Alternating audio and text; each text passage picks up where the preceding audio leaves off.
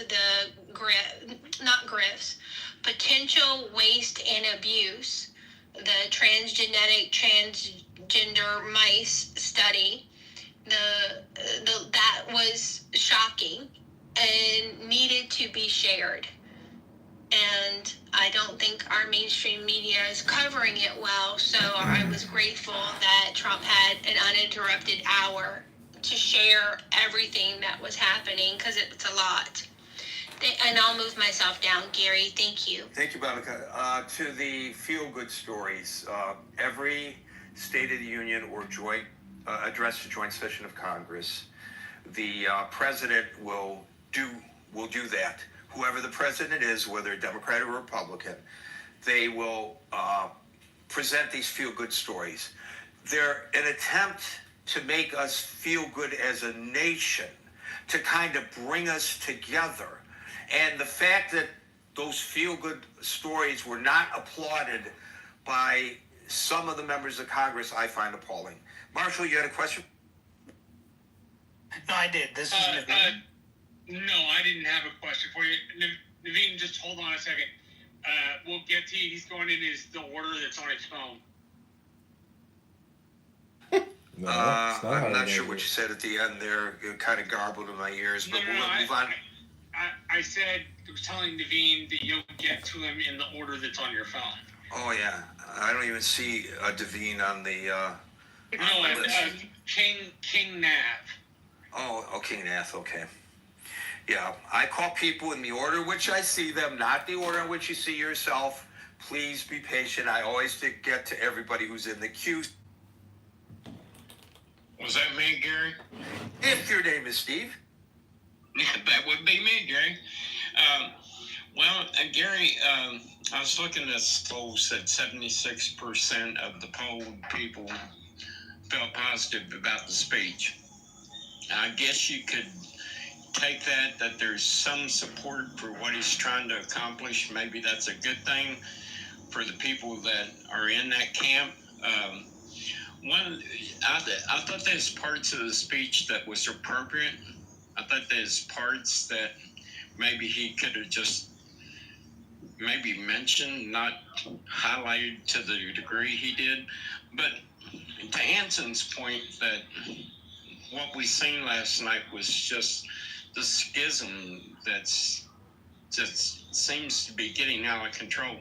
And I think the problem I have is when we look at that and in the light of what we see unfold in the speech and the audience and everybody associated with it, a lot of times when you get great divides in groups, the most radical and boisterous, maybe not the most reasoned person, comes to the fore and starts representing that group.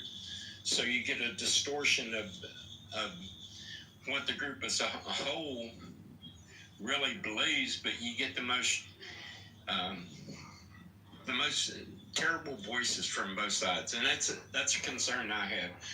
By and large, I think I kind of agree with where he's trying to go.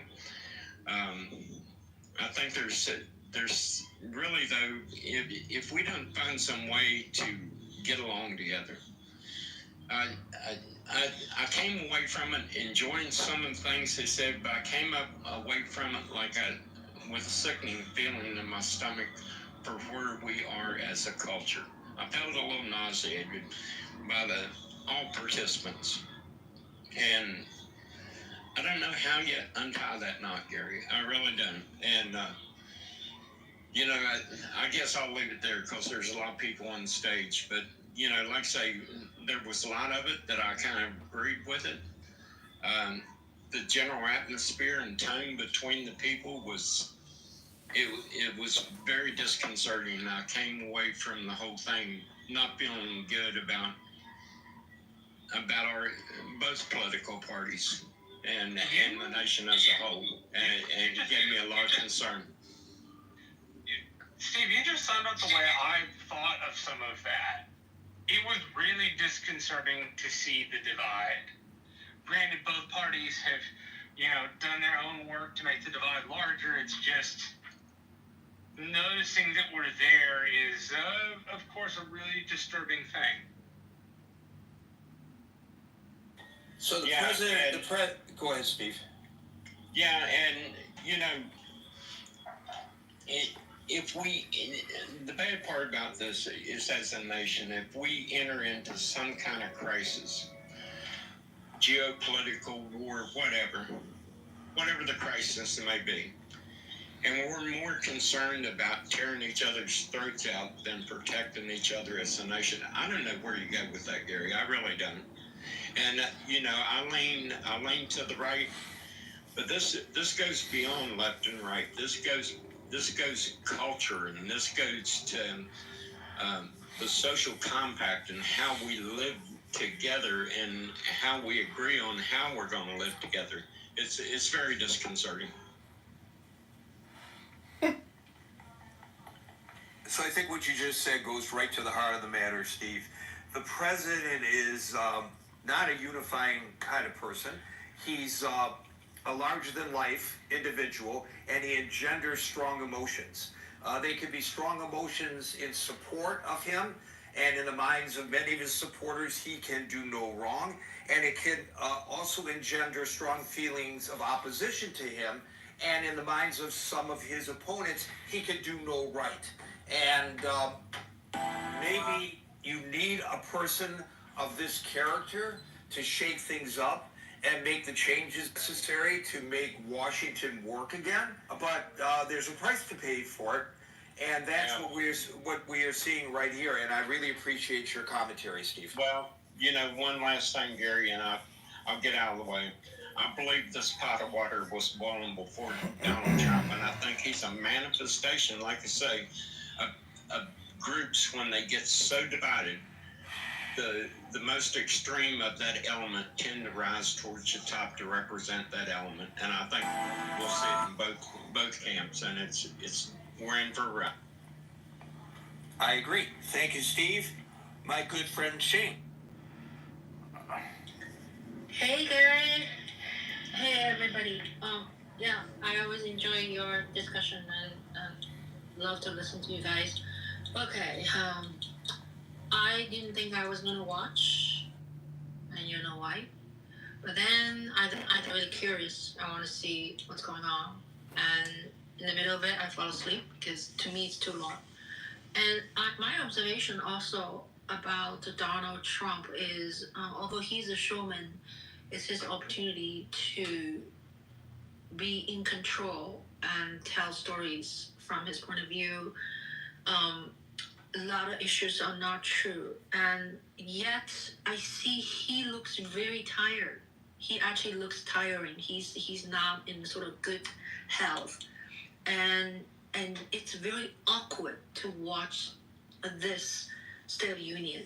And so the State of Union is supposed to be having the president have an opportunity to exercise, you know, his power, his leadership to tell, you know, the Congress and tell the nation and to make suggestions or tell what's going on right now. I feel there's no inspiration in this myself. There's a lot of separation, you know, the Democrat wear a red pink outfit and people holding the stand, which doesn't really bother me too much because it's not really violent, but it's also kind of awkward, you know, and you can see him shaking hands only to one side of, you know, the aisle, and the other side he doesn't even turn around, and the other side kind of don't even look at him. So those things are very awkward. And then in terms of his content of his speech is so long, such as like there's so many things are not true. He blamed the eggs. Lacking of the eggs is Biden's fault, which is not true. You know, it's the disease already happened before. And he's talking about what else? He's talking about what did I say? Let me remember. He talks about he's inherited the incredible, difficult, I don't know the words right now, economy from Biden administration. That's not true, you know. So just there's so many things. Of course, certain things maybe he touched that he's supposed to touch. I just don't feel like being inspired. I'm just feeling really disappointed and feeling his authoritarian speech and everything he does is right. And then what about our nation? What about our future? There's not enough encouragement to me as an American citizen. Yeah. Can I ask you a question? I'm just kind of curious. Yeah. What counts as fascist language or dictator-like language in your view? I don't think there's a right or wrong answer to this. I'm just curious of your particular view on it. I'm trying to figure out the examples you used in your head, so it makes sense to me.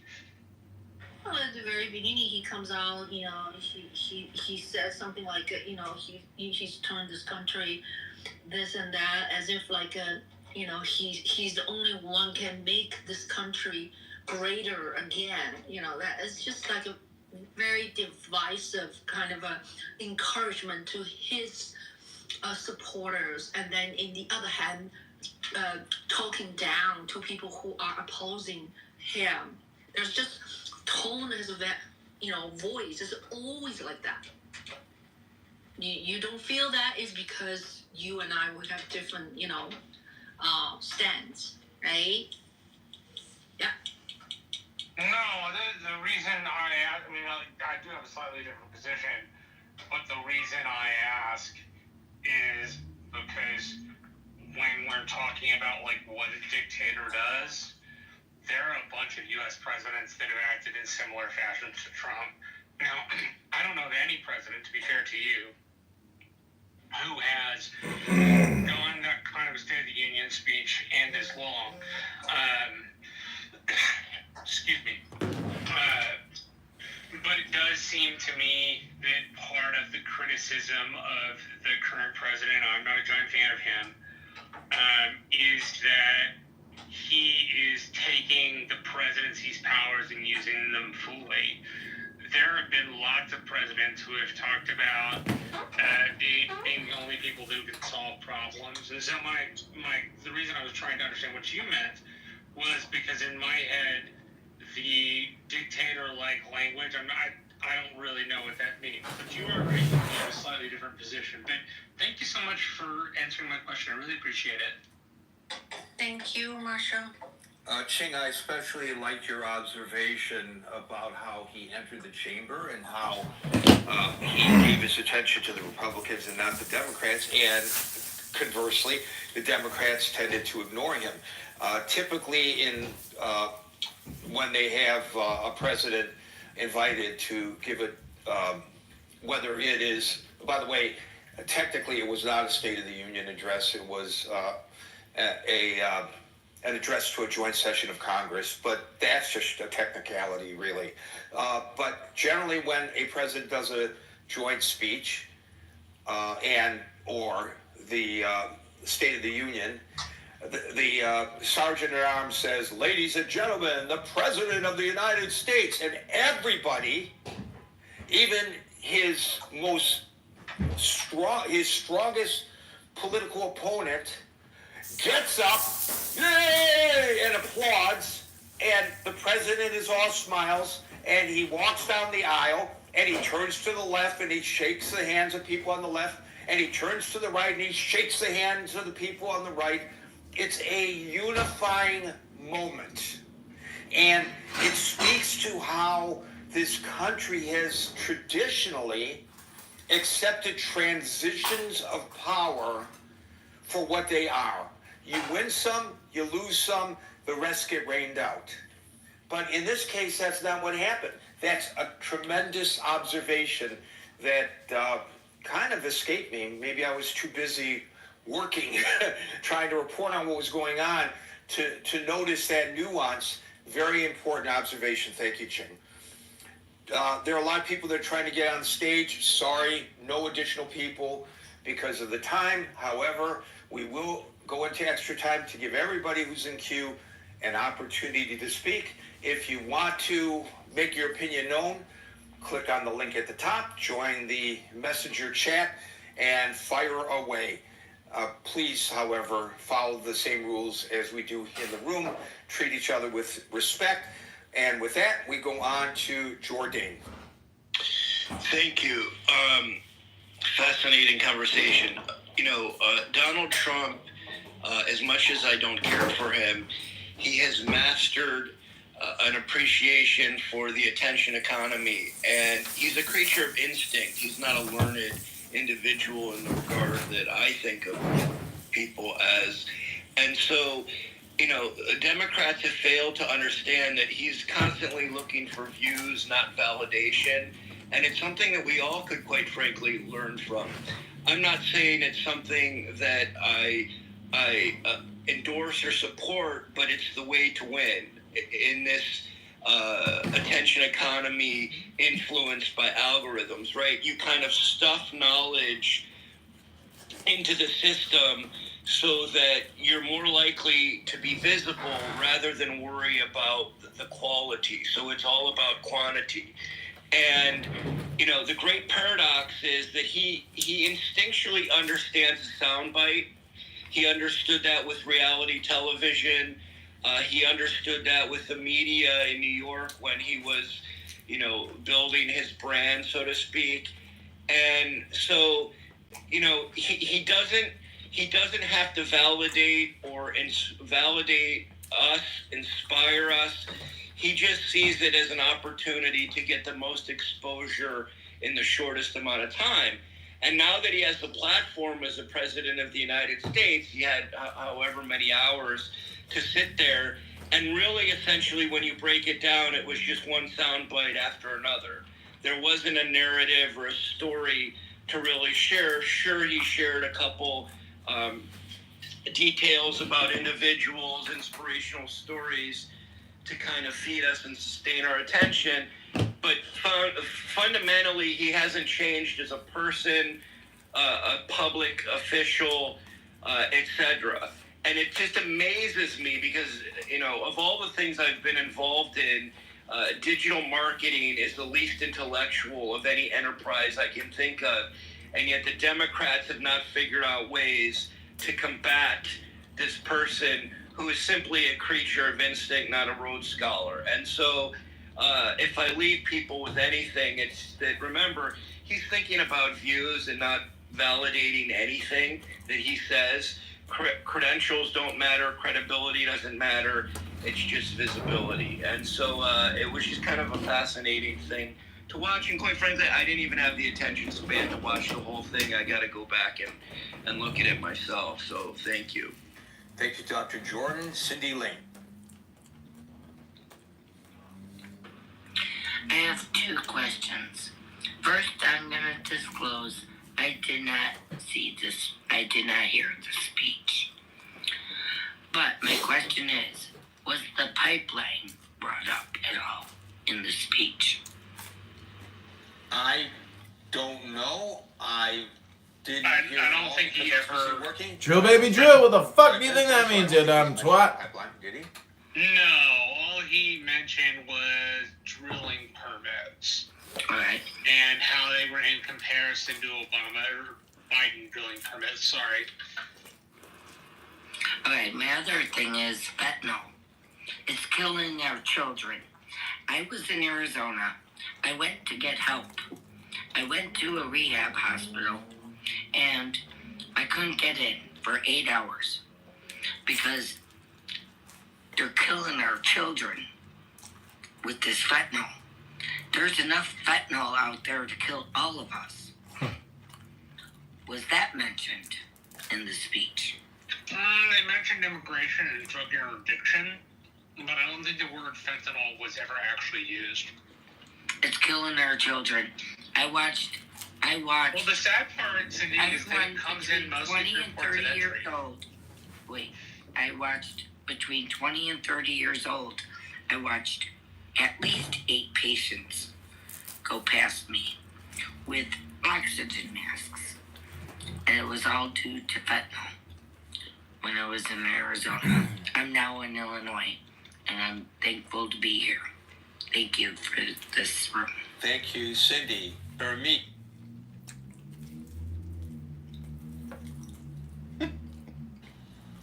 Cheese? Yes, Gary, sorry about that.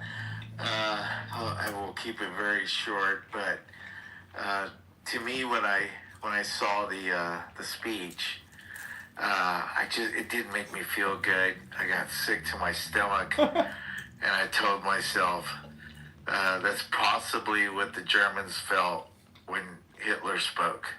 Thank you for the mic, Gary. Thank you, Ramesh. Donald Trump and Hitler are not the same thing. Dominic.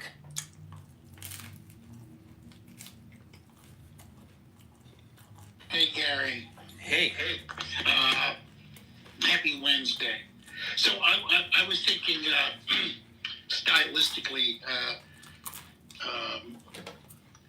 you know, some of us have actually made a living either giving or writing speeches.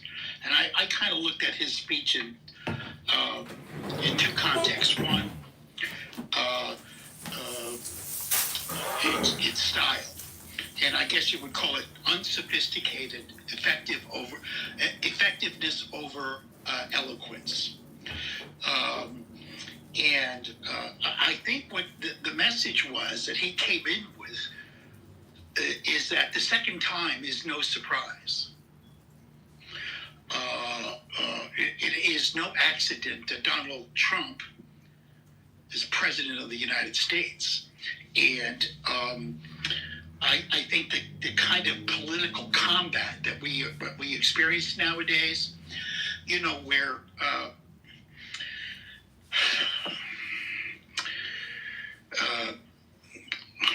don't want to get too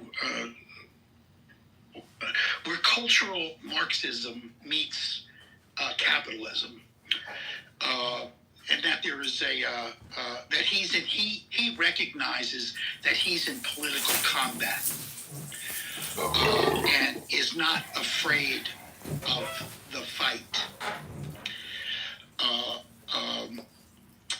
The other point I wanted to make is that he really did hit the grace notes very well.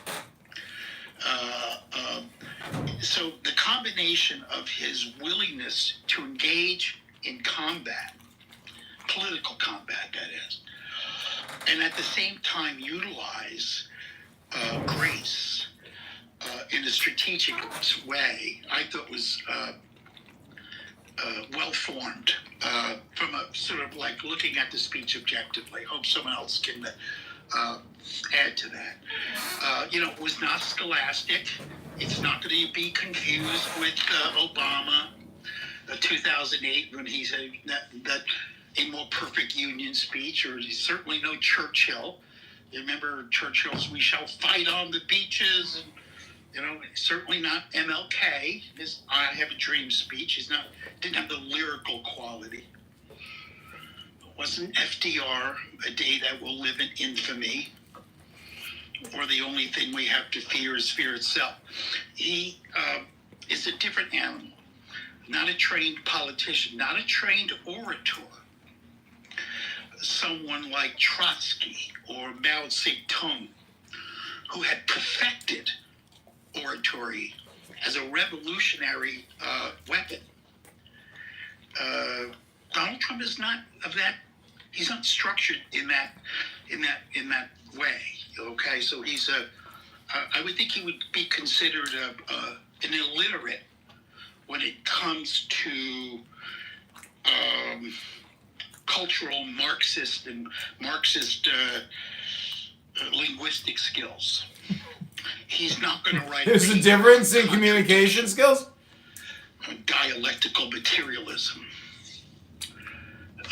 But he is an effective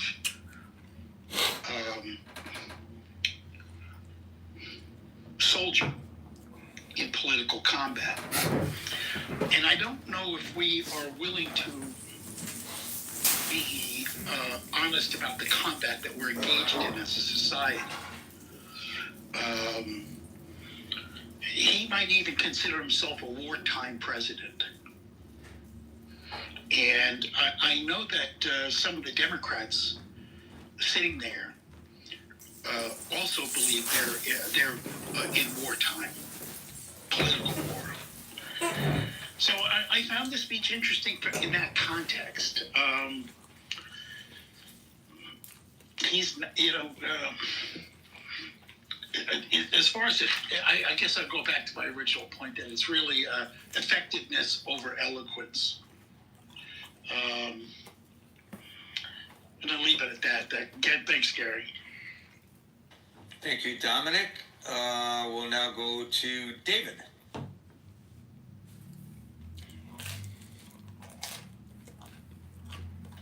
Hey, Gary. Can you hear me? No. No. Yes, of course. I can hear him. Okay. Well, if I couldn't hear you, I couldn't have answered you no. Duh. That's true. That's true. Well, David's not that smart. I think that for those that can see what's happening, there's a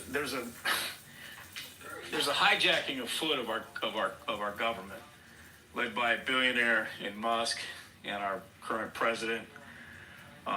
We're seeing technologists take over and utilize AI to reorder the way our money may be spent, our safeguards and our guardrails, the evisceration of protection agencies, Consumer Financial Protection Bureau being one.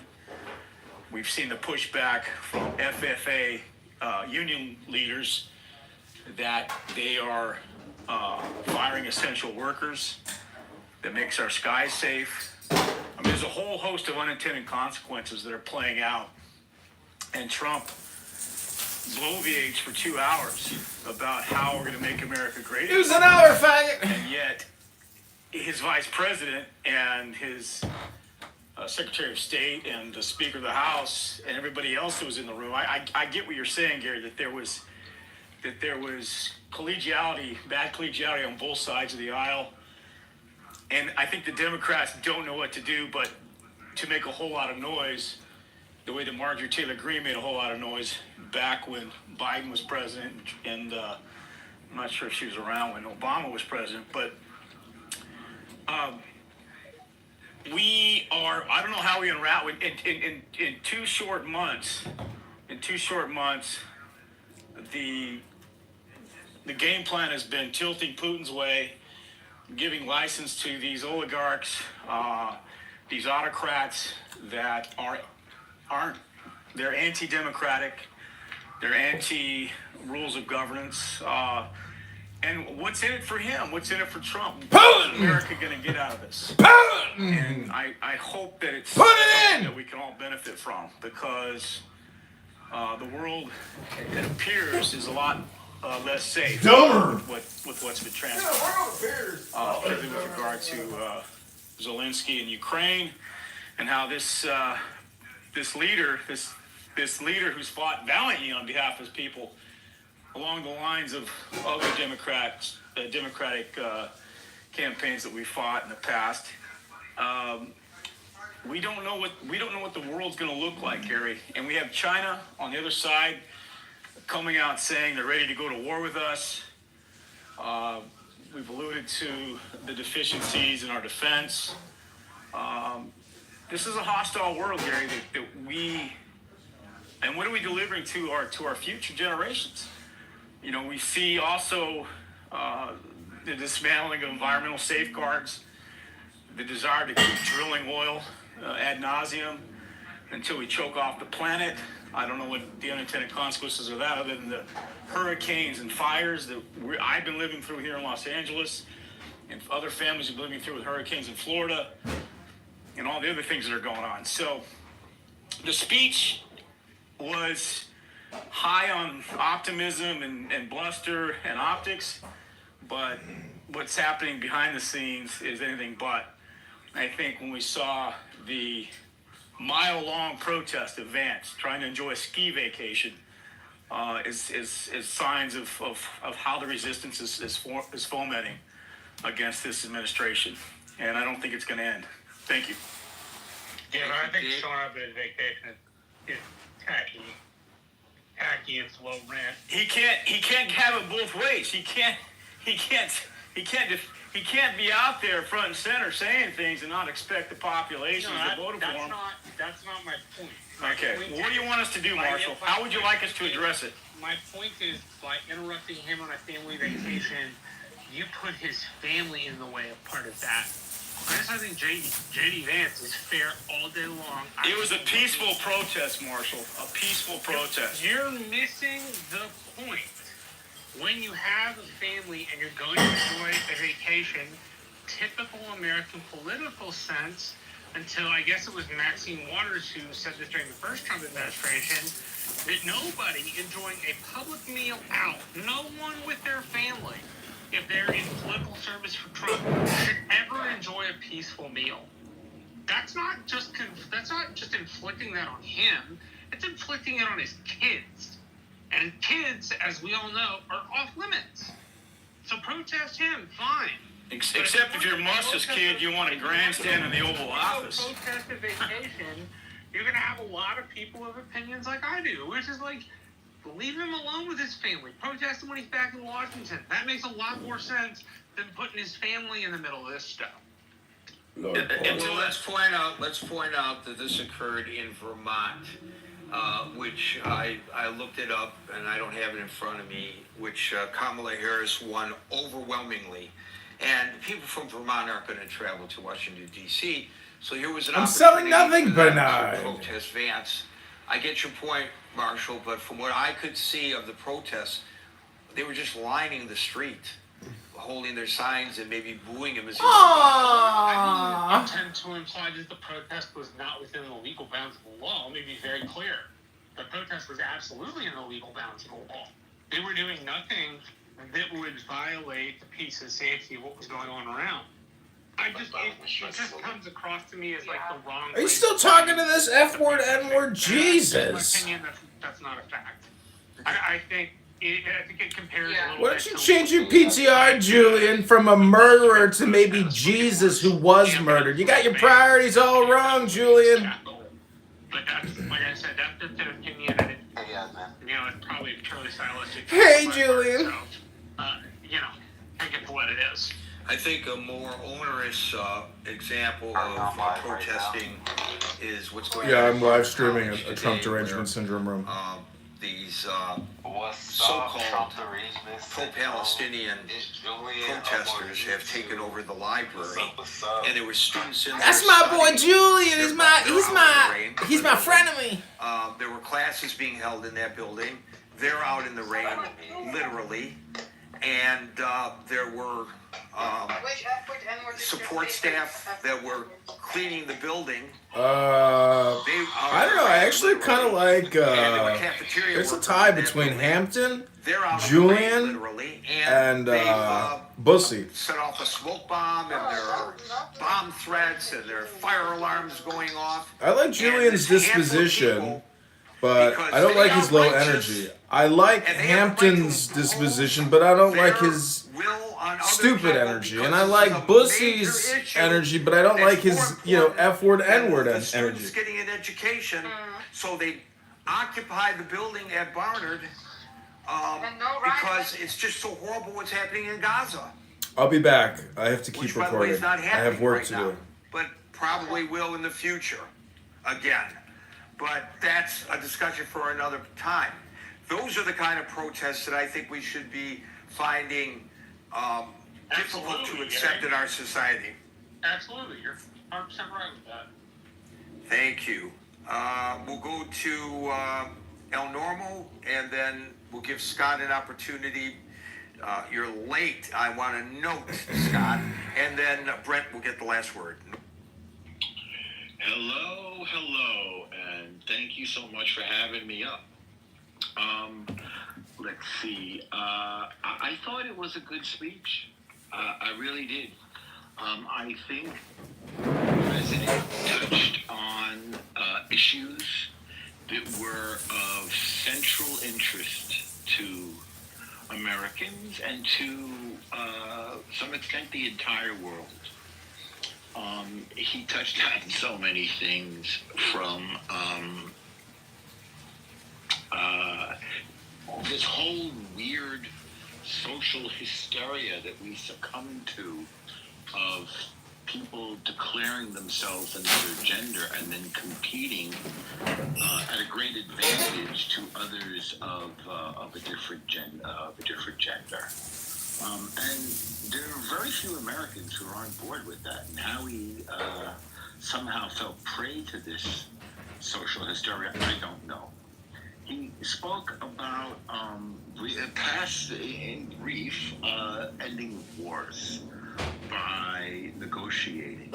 And I think that after a few years of war with Ukraine and over about a year and a quarter of war with Palestinian terrorists, I think it is time to end them definitively.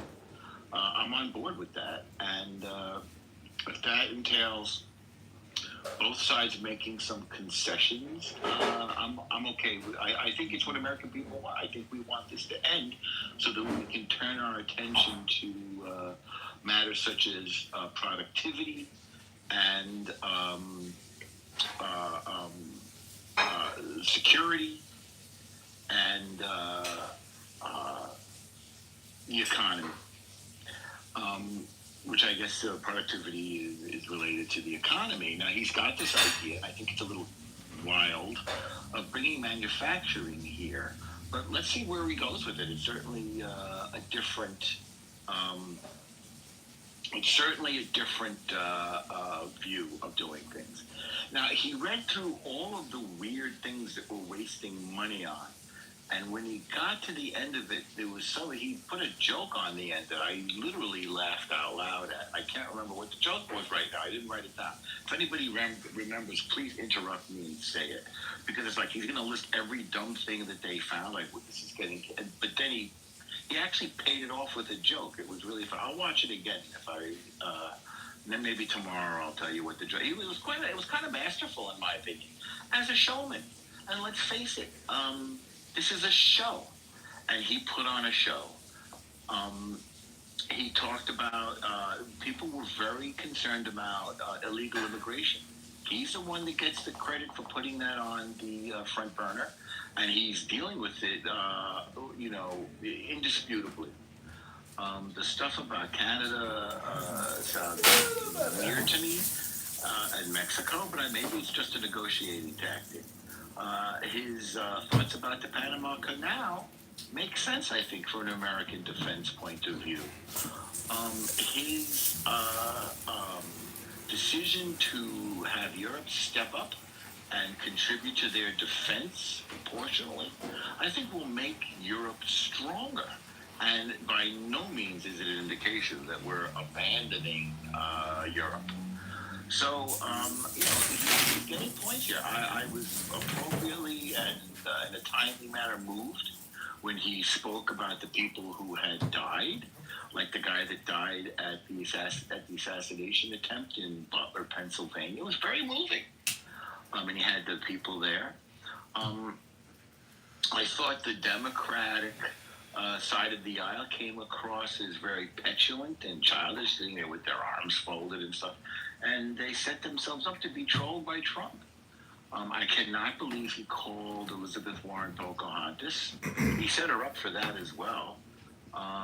So I imagine our party is cooking up some response to him.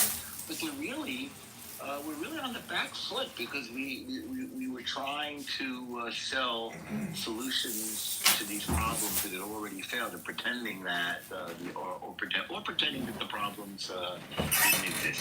By the way, I'm with Marshall on the subject of skiing. That's where I taught my kid to ski. So that's a very personal place for me. Vermont. I love Vermont, and I know despite everybody's misgivings, I happen to love Bernie, despite the fact that I think he's wrong now much of the time. I just have an old affection for him, and Vermont loves him.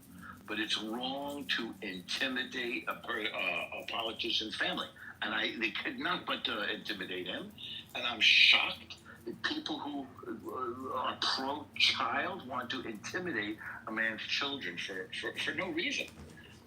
Trump was selling common sense, And I think the American people need some of that right now.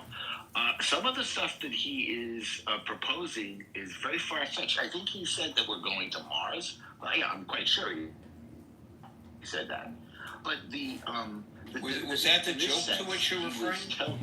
Norm? Is that the joke to which you refer? It's not. It's not. I'm gonna have to watch it again. No, he wasn't. I don't know if he's kidding or not. I mean, Musk tries a lot of things, and a lot of it works.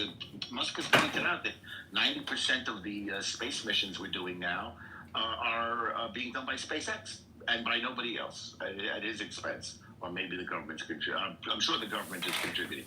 No, he said we're going to Mars, Gary. The government is also buying launches on a schedule. They do it either per quarter or per year. They'll tell Elon and other private companies, hey, we need you to send X, Y material up, and we need you to do it on these dates. I don't want to make Gary late. I got it, Mark. Okay. I don't want to make Gary. SpaceX is our Uber. We can follow up later. I just don't want to make Gary late. So he did that Morning in America thing that Democrats don't do. Although again, I voted for Biden. I bought his rap. It's like we're going here, we're going there, we're gonna make America affordable again. It was rousing, I think, to his constituents, and maybe even to some people who had previously not been his constituents.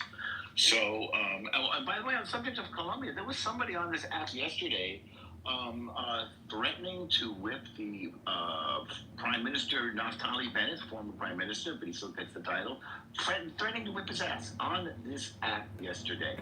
So as far as I know, that's a federal crime. So just to know that this stuff is going on around us, that these protesters are violent. These people are hitting Jews, they're attacking Jews and others. They are violent protesters. They're threatening violence and they're carrying out violence. So, so I'm on the same page with you on that, Gary. In conclusion, I think for those people who want or like or voted for Trump, it was a home run. And by the way, I don't know if you discussed this. The woman who came after Trump, the Democratic response, nobody ever heard of her before. She was excellent. She is, which is why they picked her. Maybe the best Democratic or opposition party response, because I remember the embarrassment of Bobby Jindal, for example, I think to Obama. This woman was terrific. So I have my eye on her for the future. So I think we're right now in a really important correctional moment for the country in terms of common sense, the economy, immigration, and foreign wars.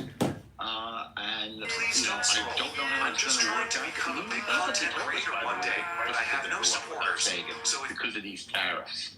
And I'm so if you telling have the chance, I am please subscribe. baffled by the tariffs, as maybe everybody is. But let's see what's on his mind, and let's see what happens when he puts these tariffs. Or maybe they'll back down and stop putting tariffs on our goods.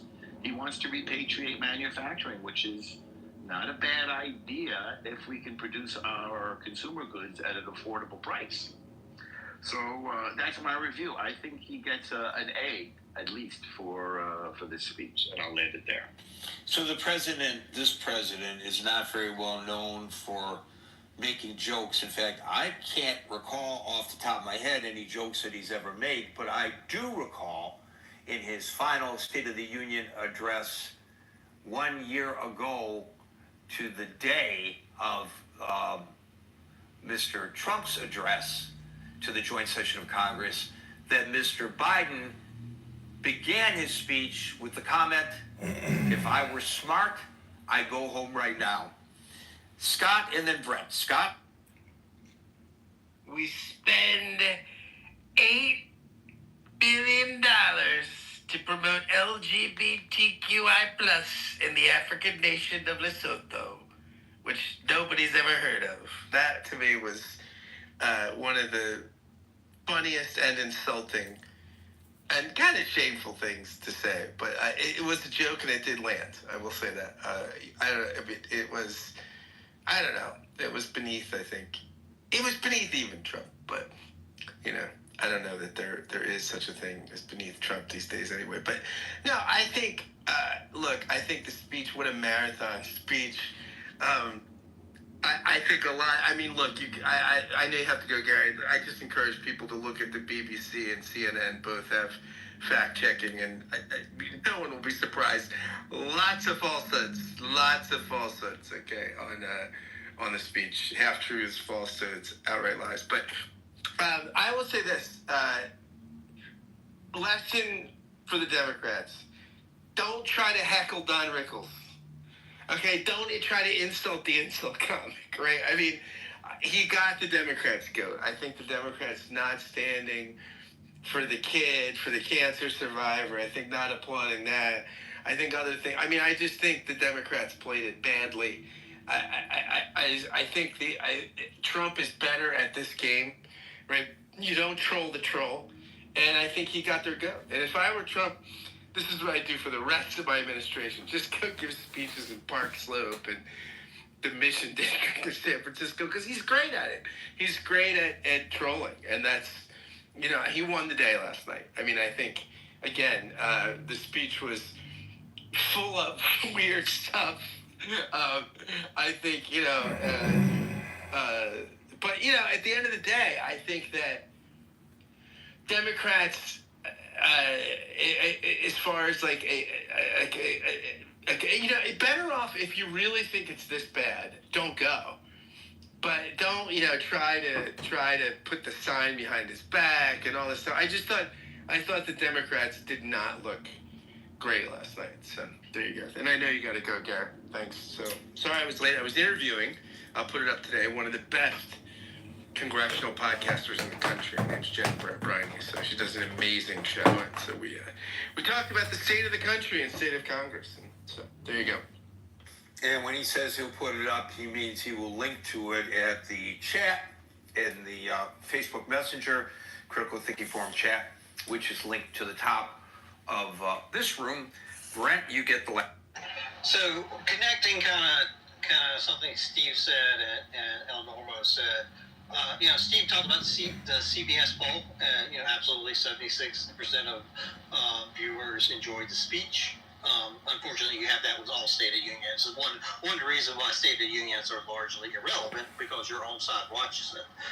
If you actually break it down and compare it, the numbers are lower, and you have a number of people that the number that strongly liked it is actually pretty low.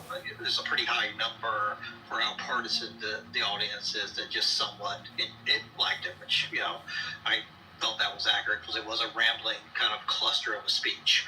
But partisan actors are going to see what partisan actors want to see, and this turns me to my favorite Republican activist, Normo. If a Democratic president had not mentioned Gaza in a speech, would we have gotten kind of the glowing review that Normo just gave? I don't think so, and I don't think that speech was good. I think it was full of lies, but I also think it largely doesn't matter. But somebody like Norm is going to see it with red colored glasses anytime. I have confronted Norm right here on this stage rather than talking about him as you just have.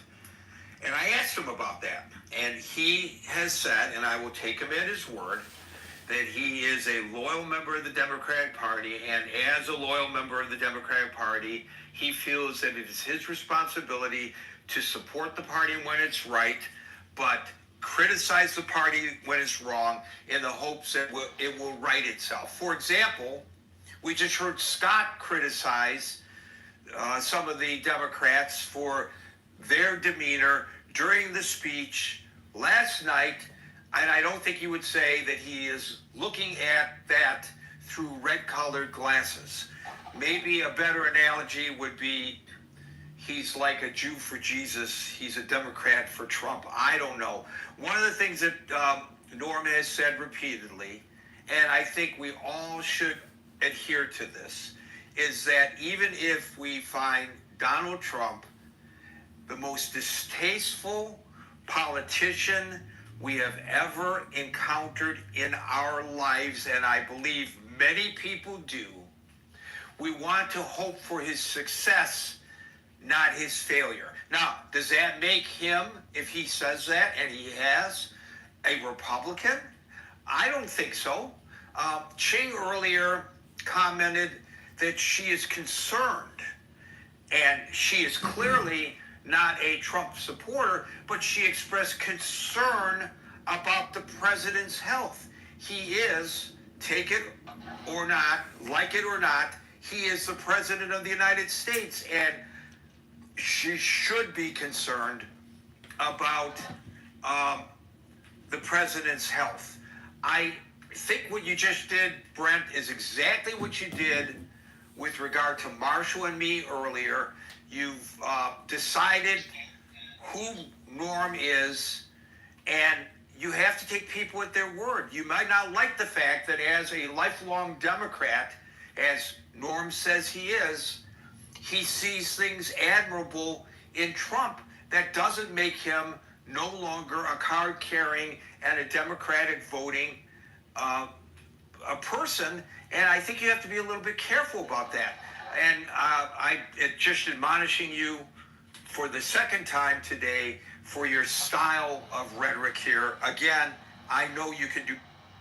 Sure. Let me respond to that. I mean, first, I wish I heard more about the future in Israel, given that the peace deal looks very likely to break down. I wish I heard something more about that from my president. And I think, as people who support Israel, you would hope they would want to hear that. As far I think you referred to me as disgusting. I think you're applying a lot of intent. Okay, right. Again, you just misquoted me, Brent. I said that your argument was disgusting. I never said you were disgusting, and there's a major distinction between. Okay, we're out of time. Folks, we're here Monday through Friday from 5 p.m. to 6 p.m. New York time, so until 5 p.m. New York time tomorrow.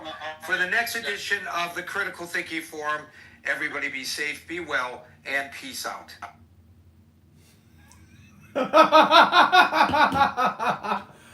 Oh my god, that was fucking hilarious. Totally shat on Brent, whoever the fuck that fucking loser is. Let's see if we can do here.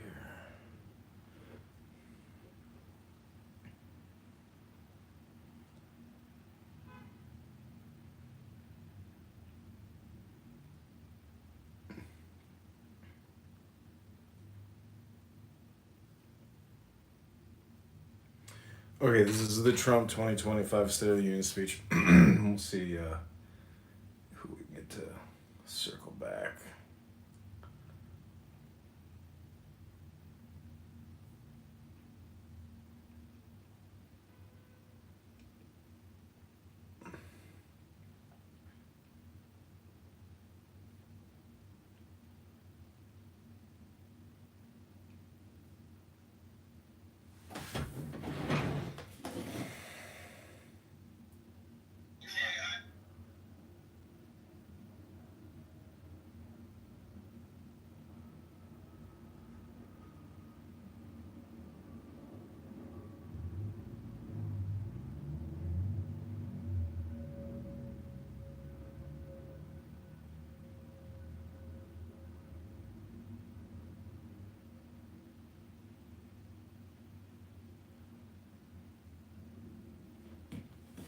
What up?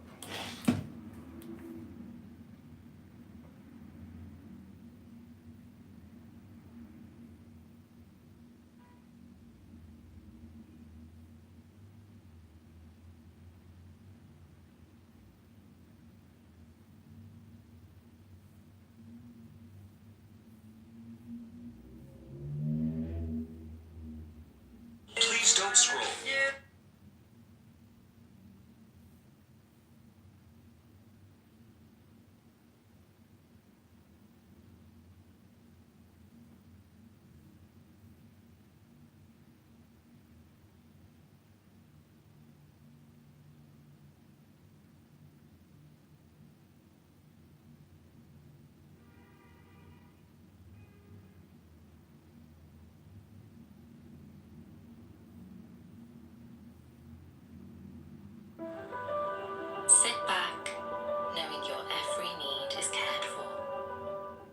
Springfield, they're eating the dogs, they're eating the cats. Eat the cat, eat the cat.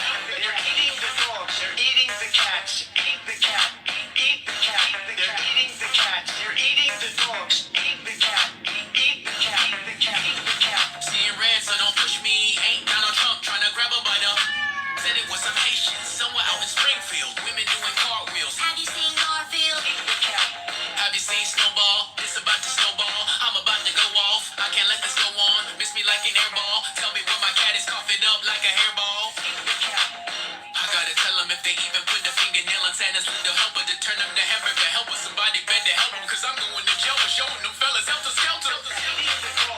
Usually I'm content, but if you touch my dog, then I'm turning into John Wick. I'm lit. Bird better drop it. If you touch my pet, then I'm pulling up like CrossFit. They're eating the dogs, they're eating the cats. Eat the cat, eat the cat. They're eating the cats, they're eating the dogs. Eat the cat, eat the cat. The cat, the cat. It's a shame, it's a pity. Gone overseas where they said Hello Kitty. But it ain't there, it's right here in your city. When I turn my back, now the cat goes missing and they where my peoples is at. Does anybody know where he took me at? Cause I heard they putting claws on felines, I'm mad. And my cat disappeared just like Felix the cat. And they got paid back. Thought she was a goner, but the cat came back. And you ain't a pussy cat, say drop that cat. Drop that cat. Drop that cat. Got paid back. Thought she was a goner, but the cat came back. And you ain't a pussy cat, say drop that cat. Drop that cat. Drop that cat. They're eating the dogs, they're eating the cats. Eat the cat, eat the cat. They're eating the cats, they're eating the dogs. Eat the cat. Drop that cat.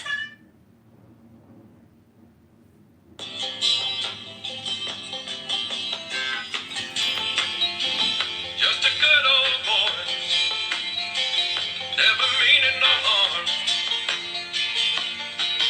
Beats all you never saw, been in trouble with the law since the day they was born. Straightening the curves, flattening the hills. Someday the mountain might get 'em, but the law never will. Making their way the only way they know how. That's just a little bit more than the law will allow. Just a good old boy, wouldn't change if they could. Fighting the system like a true modern day Robin Hood.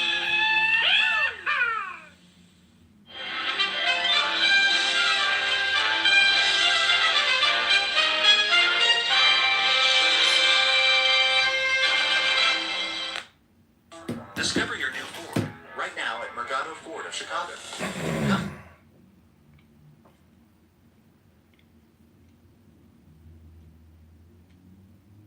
Please don't scroll. I'm just trying to become a big content creator one day. Please don't scroll.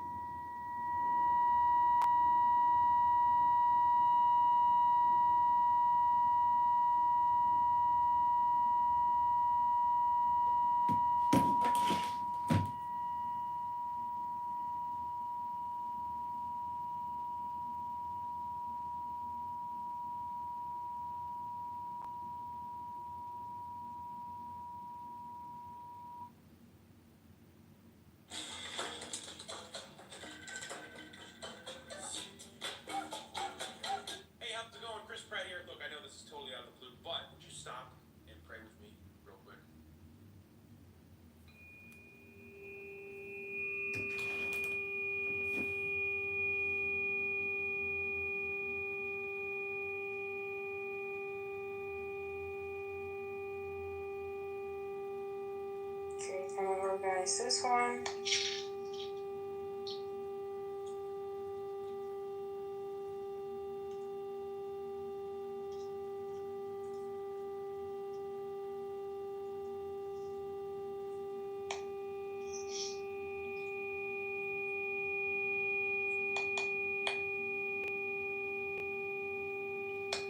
Subscribe to Scam Movie. Is he here?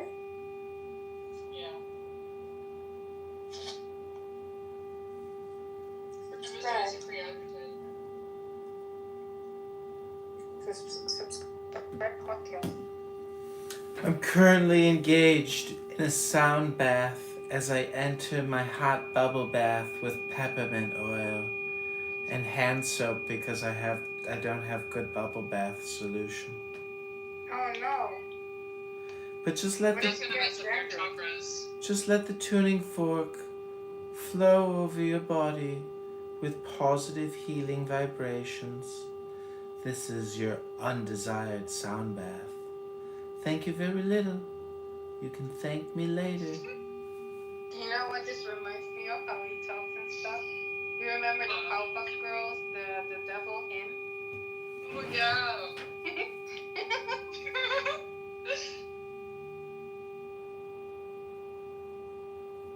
Thank you very little.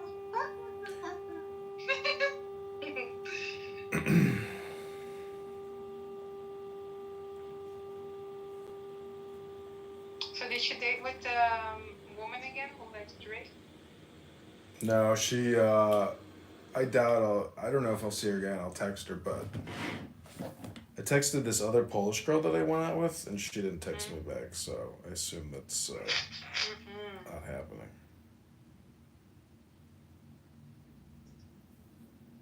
You said MISC. How do you write that? MISC. Okay. I'm gonna do it Q. Yeah, do it with a Q.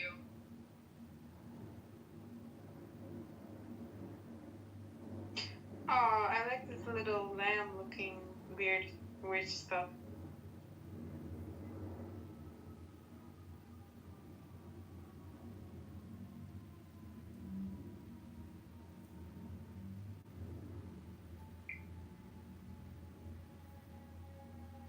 I think this person in front of me is a little drunk. Driving? Yeah. Okay. Something's going on with them. Oh, that's a girl.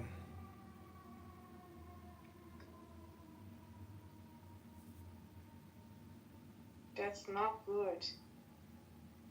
No, not. I'm I not was just talking thinking- about him, the devil. Like, it literally popped in my Pinterest. That's crazy. Gosh. They're listening to you. They are listening. Hello. Abby, did you hear that McZed filed for Nora to get her out of the psych ward? He actually did, or is it a joke? Could be a joke. I don't know. So what's up with her? Like, I haven't really been on. I was in a room where El Normo was like talking to these like terrorist assholes, and he was talking about her, and criticizing. I don't know who it was. Maybe it was Diego, but it was just kind of funny because he was talking about what she was talking about on the telephone with him, about how it was like a Mossad Zionist conspiracy and all kinds. I don't even know if El Normo was like making a joke or he actually does get a phone call from her and corresponds with her, but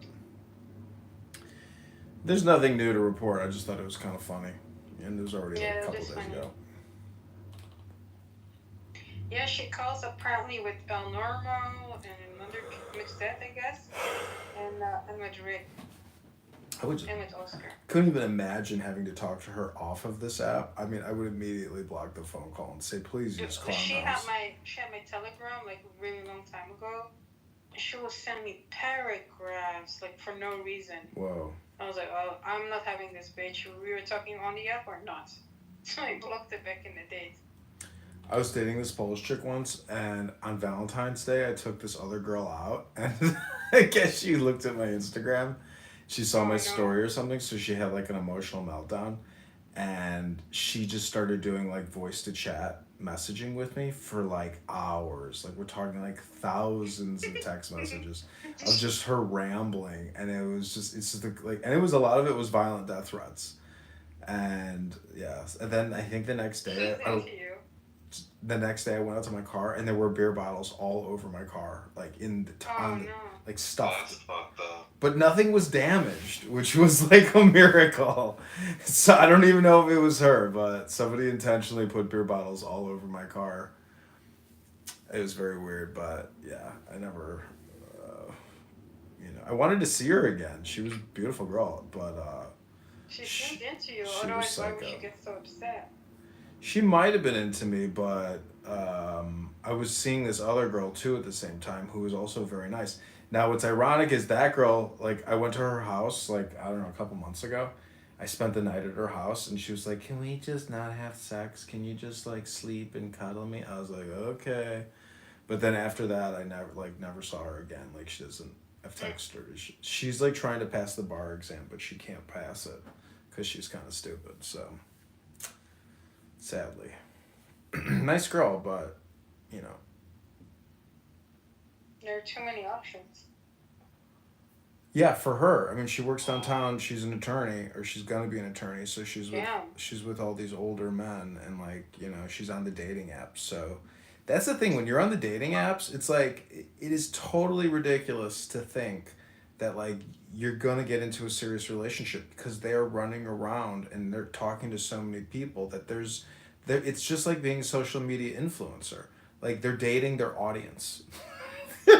That's what Tim Robinson says.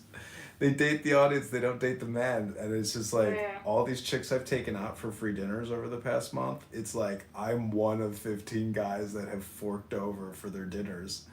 Like, how am I any different than any of the 15, let alone probably not even in the top 3? So it's like, it's so stupid. It's so do you stupid. always pay for dinners, or sometimes you're like, okay, let's split? I've never let a poopa pay for my dinner. Like, if she insists that she... Yeah, I'm scheduling the date. Like, meet me here, bitch. And like, if she said, can you come to my town and take me out? It's like, bitch, I'm buying you dinner. It's like, you either meet me where I am proposing the dinner, or this date will not happen. I will maybe accommodate going to your area, but most likely not.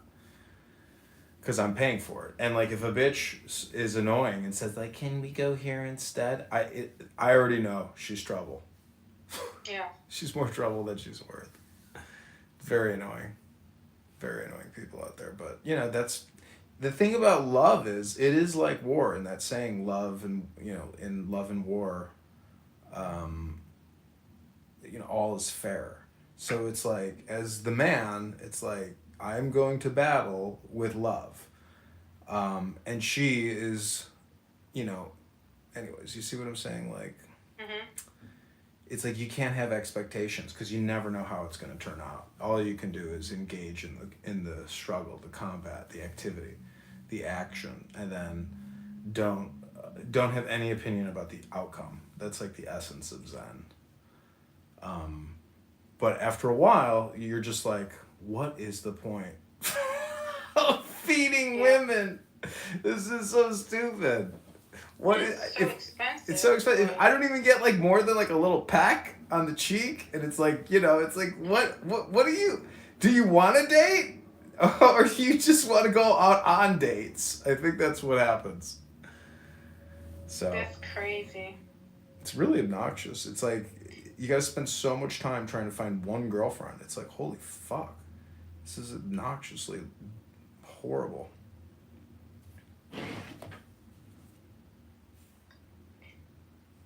Yeah, I don't know what I would... dating apps seems like... I don't know, like, looking at my friends who, like, over here in Europe, who've encountered these men on here, maybe they're really bad at picking these men, but all these men are losers. I mean,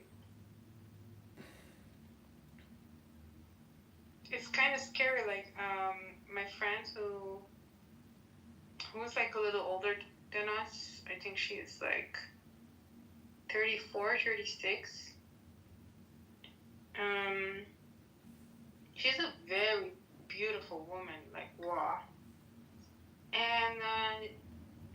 struggling to find a man she can marry to, because the men that she meets like are slightly older than her, like around the end of 30, 40. And they are like, I still need to figure out who I am. I can't marry now. Or they still haven't figured themselves out. I'm like, are you kidding me? Well, I don't think they have to figure themselves out. They just haven't met that right person because they're very picky. Like my mom has always been very, very picky, and it's much easier. She picks your father. Well, the point. Children with. No, the point is really it comes down to housing, and like it's easier to just like live in your own house and then meet up with somebody else in their house. But like to say, hey, move on into my house, it's like, you know what? I don't fucking think I want you living here anymore. Get the fuck out! You know? So it's like, it's so much easier to date somebody if you have separate housing, because it's technically like having a big room that you sleep in.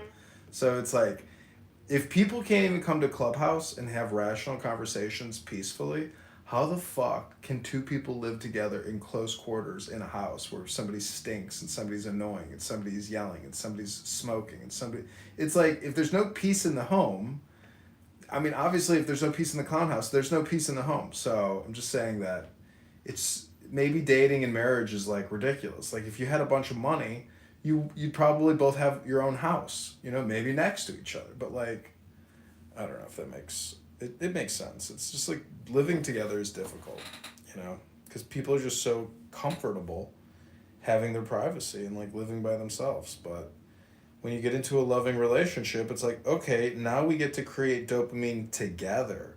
And if you don't want to create dopamine with me, well, then we're not really in a relationship. You're just using me. So, I don't know. That's my opinion. Well, it is interesting you bring up the separate homes thing, because it was the norm back in the day. I mean, if you were really wealthy, you would probably have separate wings of the house, but definitely separate rooms. And for people who are not as wealthy, they would probably have separate beds. Yeah. Obviously, they were making lots of kids, so they were still copulating, but they generally would have their own beds to sleep in, because that degree of separation can be refreshing. I think if you are with somebody 24/7 all the time, it can be a little. It can test you. Yeah. Especially when it comes to sleep, because sleeping with other people in your bed can be like, it can negatively affect your own sleep, and then you're just cranky, and it never leads anywhere really good. But there's wisdom in that. Definitely having like separate rooms, separate beds, having like a little retreat to be able to leave and be in your own bubble.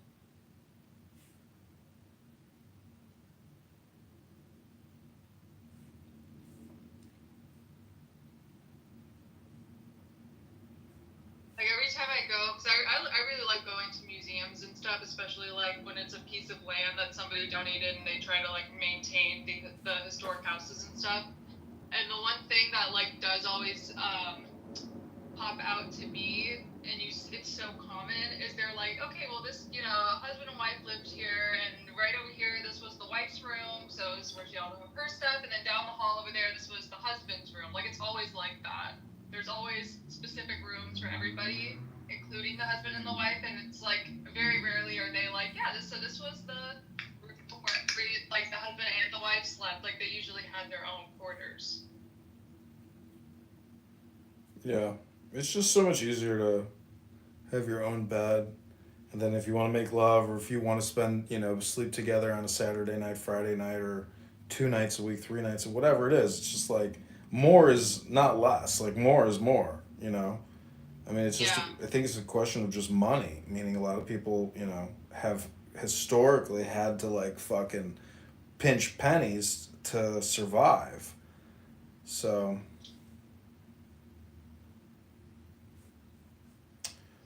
But, that's true. But yeah, I mean, most of these chicks, like, a lot of them have their own houses, their own condos, so it's like... I don't know, maybe being, like, very explicitly clear, like, hey, I'm dating with intention, I want to have a kid, I want to get married, I want to start a life with you, I want to build dopamine with you, I want to have experiences with you. In many ways, it's like, you have to say to a chick, I want to pay to build this relationship with you. And when a woman hears that, like, oh, you're gonna pay to start this? Ooh, that means we're going on vacation. Yeah. Where are we going? How much are you gonna spend on our development? You know? How much are you willing to invest on developing our relationship? You see how stupid that is? It's it's so stupid. It's like, okay, it's just like, for a guy, that's like fooling yourself. If you can't be happy now, if you can't develop a relationship now, then that person is incapable because they don't have the psychology. They're just a drug addict to free shit. And I know so many women like that their pussies do not move unless there's a handbag attached to it or some type of like social media credibility experience. It's very fucking cringe, but humans are lazy as fuck and they don't move unless there's some kind of fucking free shit at the end of that journey or in the beginning of that fucking journey.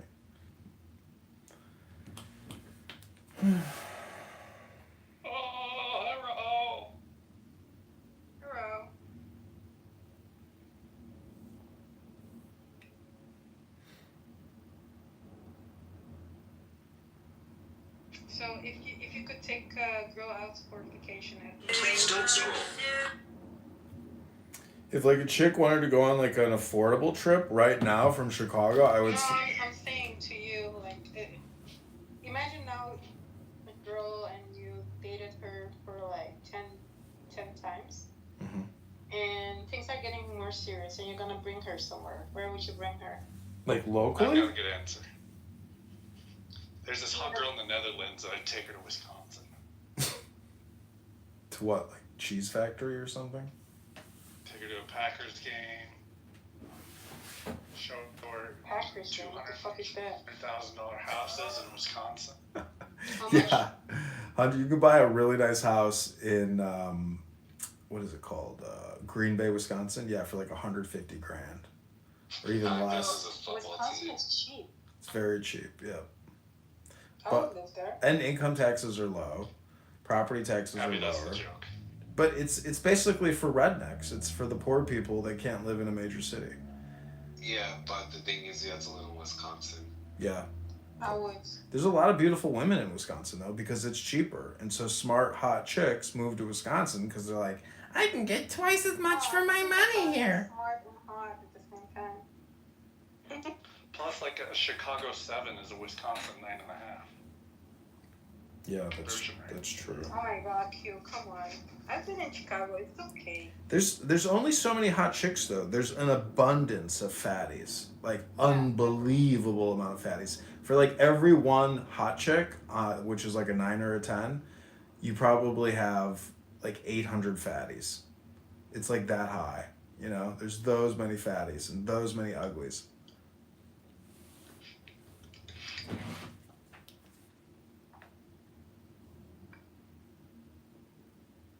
Take her to Europe. Okay, where are you gonna take her?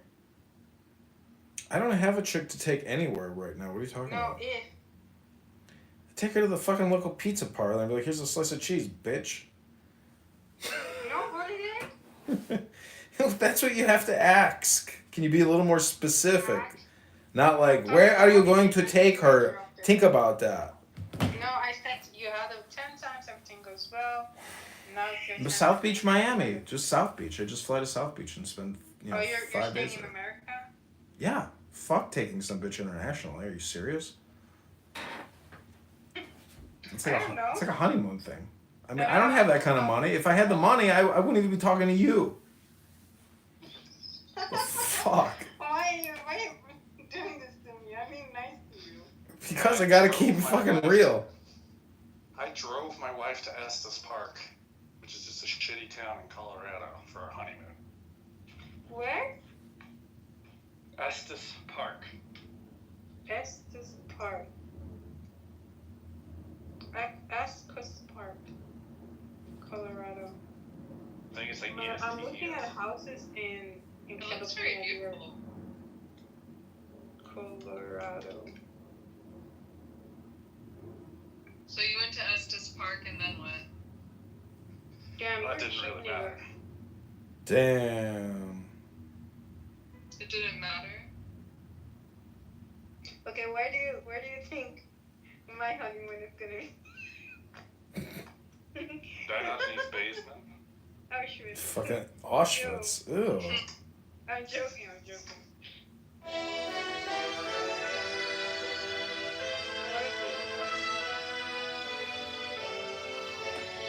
Whoa, what the fuck? Not my. Why is my. Are you following Justin Bieber's mental health and physical health decline on No. Instagram? What's up with that? He's like a crack baby now. Yeah, I feel bad for that guy. Speaking of people that look like Lou. No, Lou wish he looked like that. Are you crazy? You said you haven't looked at him lately.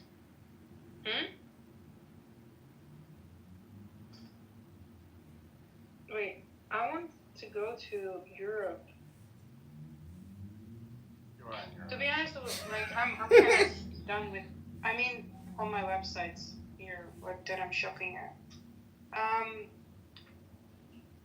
When it comes to travel, I'm done. Like I don't need to go on holiday with many men. You don't have a man. What your fat ass needs to do is probably go to the gym before you go on a nice Gym, vacation. How do you know I have a man? You don't go to the gym, fatty. Yeah. My little N-word. Listen, the whole point is the gym is the best vacation. It's like, why would I want to take a fat hot chick to the Bahamas? It's like, fat bitch, go to the gym before you fucking go on vacation. Jeez Louise. Fatties. Okay, I cannot find your bikini here. Oh my god, this website is fucking annoying. Mishki. Oh shit. Mishka or Mishki? Hold on.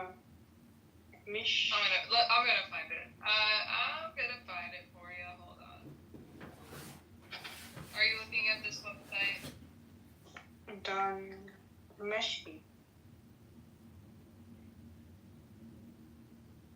Meshki Europe. Let's go. I hope it redirects me to Europe.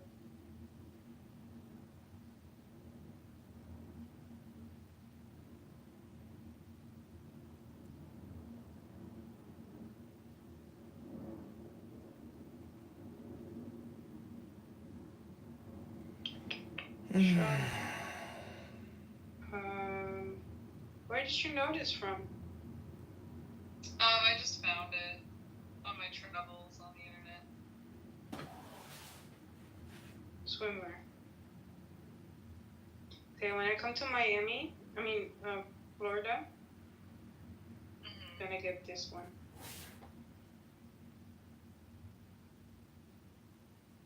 I cannot wear the one you wear. I have big boobs, so it's not gonna work out. You don't got big boobs, you got a fat body. Shut the fuck.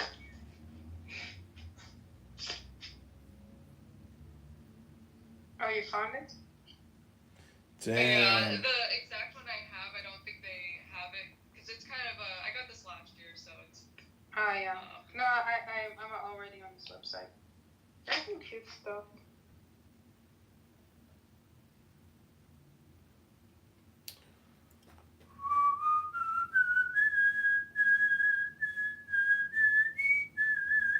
Oh, Diogenes Spooner, let's get married and go to Auschwitz and see if we can do any archaeological digging to find out if the 6 million is real or if it's fake.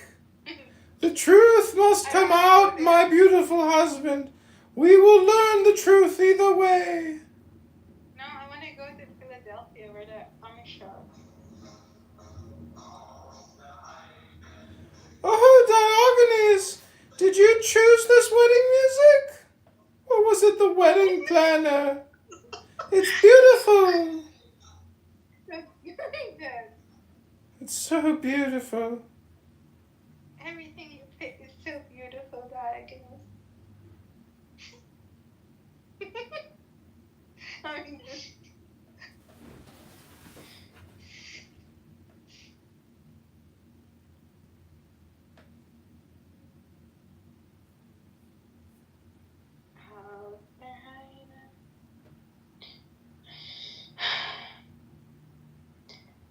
very interested to go to Poland.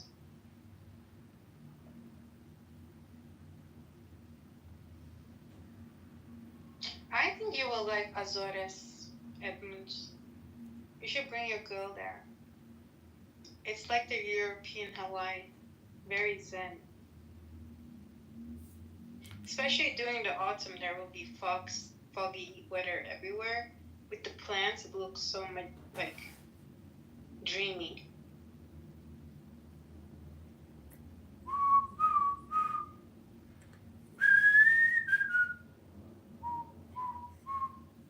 Oh, not you singing that. Luigi Mangione. Ooh, anonymous sources close to Luigi Mangione told Radar Online that the alleged serial killer had filmed himself in at least 20 cinema-style porn videos. Oh, hell no. Ooh. Are you gonna watch it? No.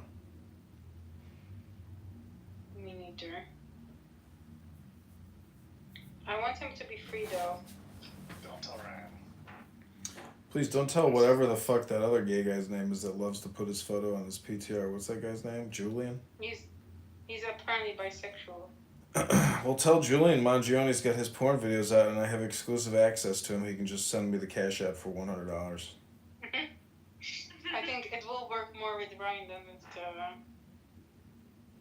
Julian.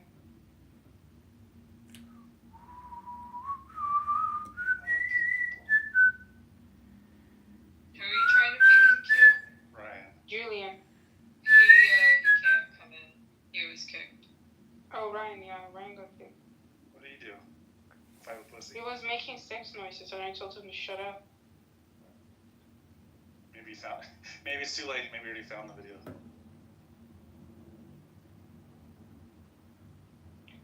Who else? Are you really? Do you really think? You know, Ryan is like living under the stone, right? What do you mean? Like everyone has seen the meme like for years and stuff. And then after 10 years, he will come like, oh my gosh, did you guys see this? And then he would just come across that meme that was like 10 years old. Have you guys seen this little black kid singing "Chocolate Rain"? It's so funny. No. Oh, you're the Ryan then. Well, I'm not American, so you have to forgive me. Pink, mod me. I'll pin it. Oh, Ryan just messaged me, make a new room. Did you guys message him? Mm-mm. I pinged him. Does that? No. Can you ping people to rooms even kicked out? He can come on his burner. Just He create probably it. just misses being in the room. Yeah. If you want, you can make a new one. Just send him the. I don't really care. Send him the link to my YouTube channel. Just force him to watch me live. Okay, I will do that. That's pretty. Which one do you want me to send? Just go on YouTube and pull any one of them. I'm live on like 6 YouTubes. Or should I go to your room and send him a link to your room? The Me movie? No, just send me the YouTube link. Okay, hold on. I have to find your YouTube now. I will find it, don't worry. YouTube.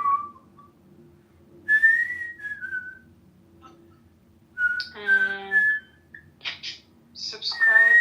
Podcast. Oh, I changed my names. I'm rebranding everything. I found it. No, this one is not live. I know.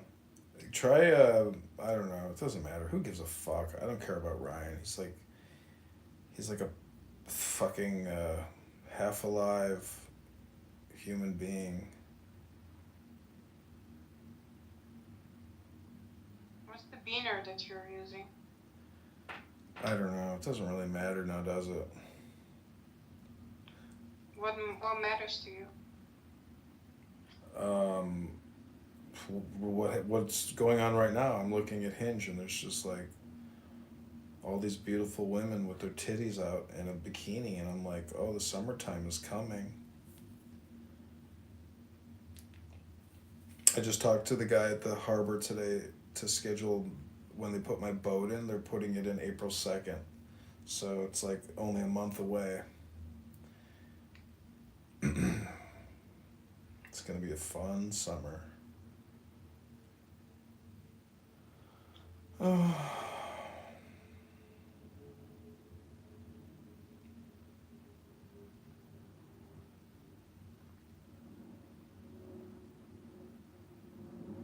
Beach. South Beach is amazing. I was gonna be there. Then there was a hurricane. I've been like all around the U.S. and I gotta say that's like the best beach town I think I've ever been to. So you don't like California? I do, but I kind of like the beach at Florida more. It's like compared to like Manhattan Beach or Hermosa Beach, Redondo Beach. It's bigger. It's better. I don't know. The ocean is like a little different, like the Pacific versus the Atlantic.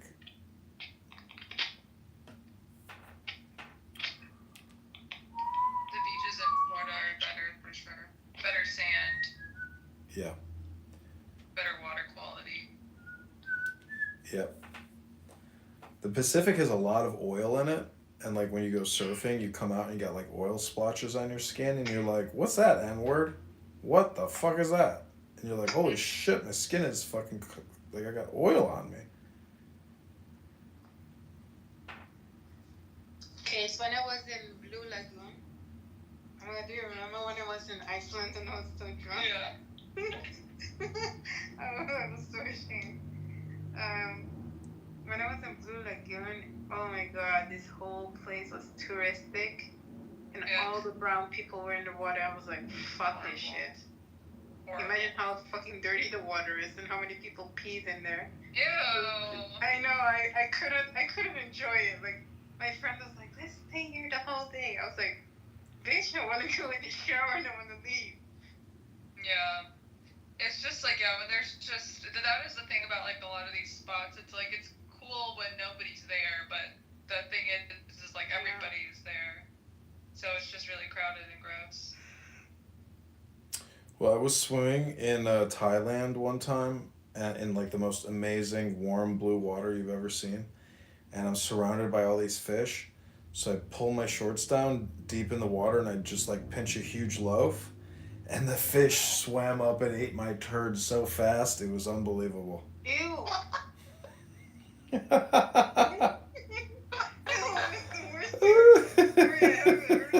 It was so gross. I'm telling you, they were like waiting at my butthole to eat that shit. They don't like starving fish. They're just like something new, time to eat. Where was it? Thailand. We went to these like little channel islands or something. Most beautiful water you've ever seen. And I was like, I wonder what'll happen if I take a shit. Will they eat my shit? And yeah, sure enough, they gobbled it up in less than a second. I was like, I can't believe it. That was insane. Like, what in your mind? Couldn't believe how fast they ate that shit. But could you imagine being a fish and being so fucking hungry that it doesn't matter what you're about to eat? Like if it's a source of energy, you will eat it because you're gonna die. Like energy. It's not really. There's calories in the turd, so. Ew. You basically have like you gave the fish the Dubai experience for IG influencers.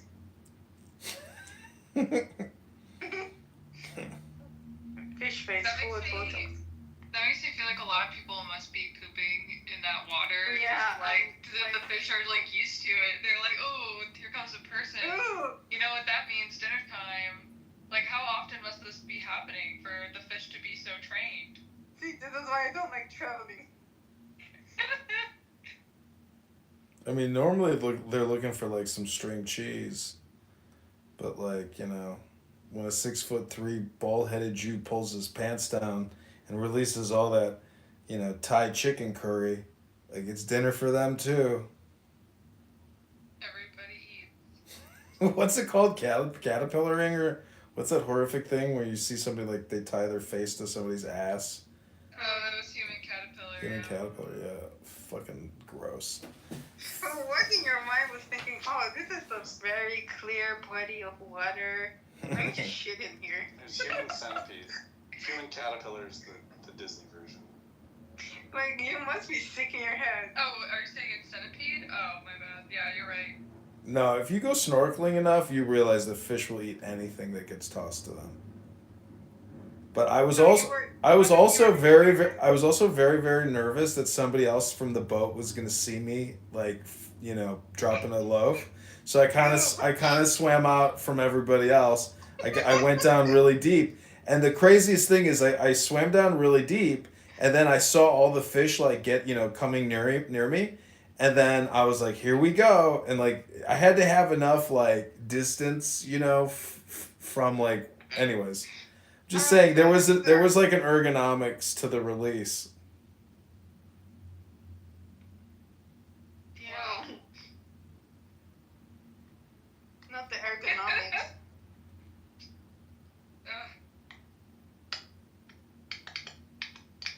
Yeah, it was not my proudest moment, but it was also a remarkably. Well, you learned something. Well, you gotta understand, I had to drop a big loaf. It was like a huge release. It was a very cathartic moment because it was like executed perfectly. Because like where else was I gonna shit? That's how you know you're God chosen person. I don't even. Like what was going through your mind? Like, let me go there. Like. Wait, I got one more shit story for you. So I'm in the army, and we're in the barracks, and we come back from like an exhausting operation out in the forest, and I run up to the bathroom, and I'm always very fast. I'm trying to get like ahead of everybody, so I drop a load in a bathroom stall that's out of order. And then I realize that the toilet is broken, and I just shit in the toilet, but the toilet is broken.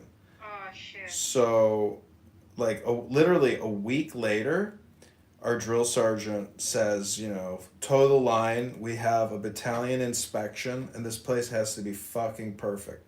So he goes into the bathroom and starts kicking the door stalls in, and then he finally gets to the last stall, and it's my shit. And he goes, holy shit, one of you men took a shit in the out-of-order toilet. What the fuck were you thinking? It's out of order. It has a sign on it that says "Do not use." Who did this? Tell me right now, and I will forgive you. And I was like, "Fuck that! I'm not admitting to this." So he punished us for like an hour and a half. Push-ups after push-ups. And so finally. Oh my God! Poor other people. Yeah. So and as we're doing this intense workout, people are like, "Just admit it! Fucking fess up, you coward! You fucking coward!" So I'm like, they don't know it's me. I'm like, I'm not gonna admit. I didn't know until it was too late. I saw. Once I got out, I was like, oh no. So, anyways, as we're working out like into the hour, this one kid that everybody really hated, he runs into the bathroom, and then he runs back out, and the drill sergeant's like, "What did you just do, Powell?" And he goes, "I took care of the shit, sir." And he goes, "What? How did you take care of it?" He goes, "I used my hands, drill sergeant." And he goes, "But it broke apart." And then he was like, "Ooh." He's like, "Well, that's fucking motivating." And he goes, "At least one of you is willing to try to solve the problem." But he's like, "You pieces of shit." So, anyways, on the very last day, as we're graduating and we're in line, that kid who took my shit, he was standing in front of me, and I was like, "Oh, hey, Powell, by the way, remember when you took that turd out of the toilet? That was my shit." And he went ballistic, and he started a fight, but he was so crazed. He started a fight with somebody else. Told him to shut the fuck up as he started yelling at me, and then that guy started a fight with him, and a fight broke out. And so the sergeant, the first sergeant of the company, he goes, "Powell, follow me." And he brings him to a broom closet, and he stuck him in a broom closet during the graduation. And so after the ceremony is over, there's a woman crying in the stands, and she's like, "I didn't see my son. Where is my son?" And the first sergeant says, "Is your son's name Powell?" And she says, "Yes." And she says, "Oh, your son's a fucking troublemaker. I put him in the broom closet. Come with me. You can collect your son from the closet." It was No way. Yeah, it was crazy. Wow.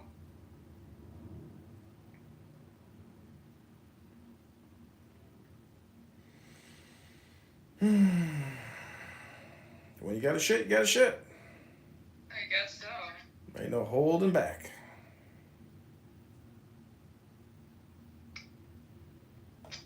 crazy. Pooping and you had so many options and you chose that fucking bathroom.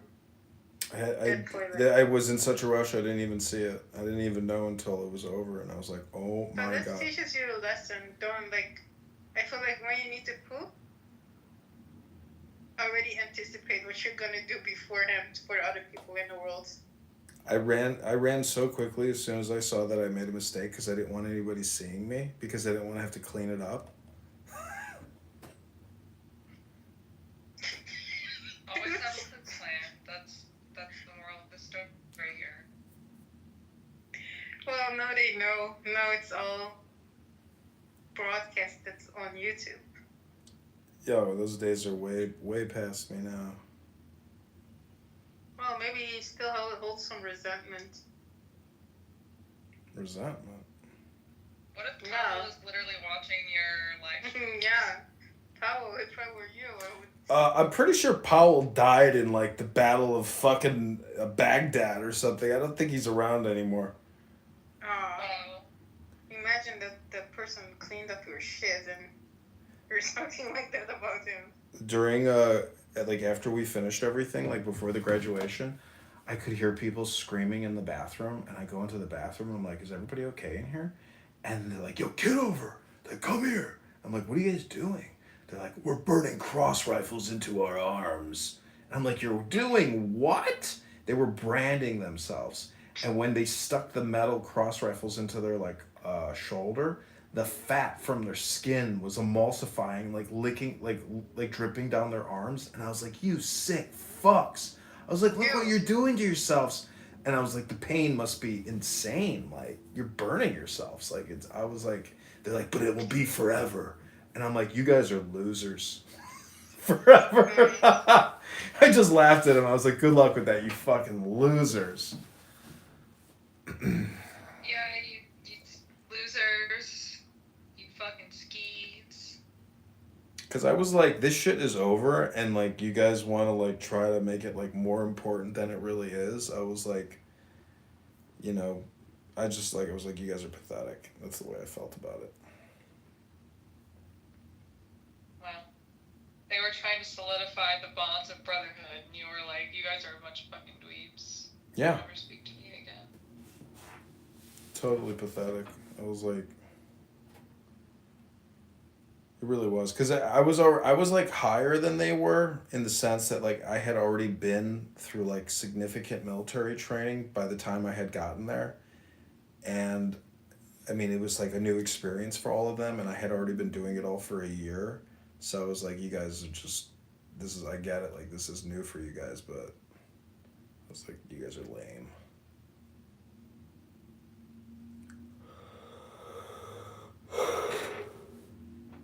This girl that I was dating here in Chicago that I really loved, I saw her on her Instagram that she's like engaged and like getting married. And like when you see that, you're just like, oh my God, this is like so painful. And then you go on Hinge and you see like a 25-year-old like pressing her chest out to the sky, and you're like, what am I so upset about?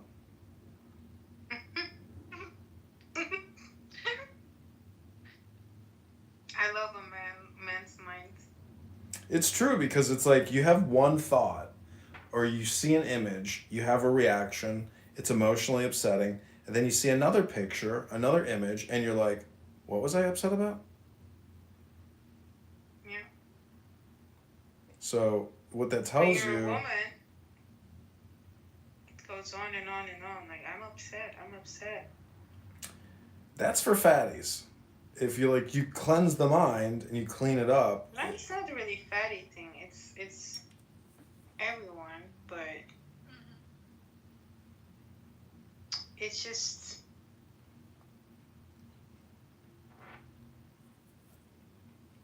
some girls cope in different ways. They cope it your way. What am I? Set them out there. It's a bigger dick than this. Yeah.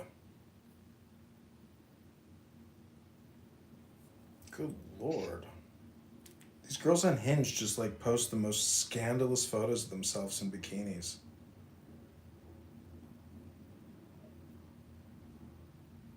Would you date a woman like that? Yes, I went to a bar once, and this really ugly girl that I've seen on the dating apps, she like looked me right in the face.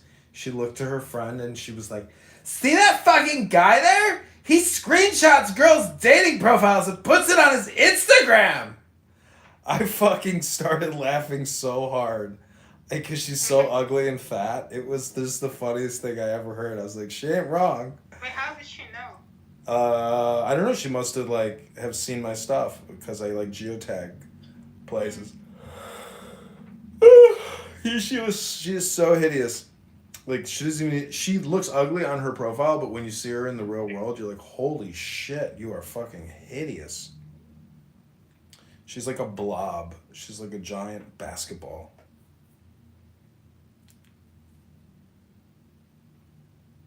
I mean, no offense, Abby. I know you're big, but we don't know how big. I'm like a watermelon. Well, Diagony Spooner probably likes that. No, he doesn't. He wants to split it.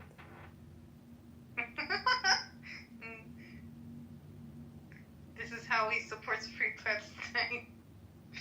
No, I'm joking. I'm so sad that the Palestinians took the symbol as Palestine.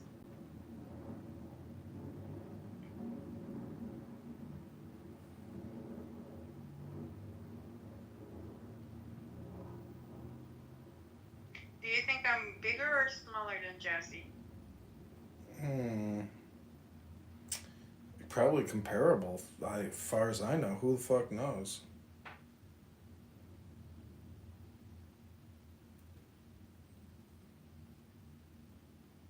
Do you think I'm bigger or smaller than you? Probably. I'm fucking 6'4", 6'3". I mean, you're definitely smaller So than me. what? You're small.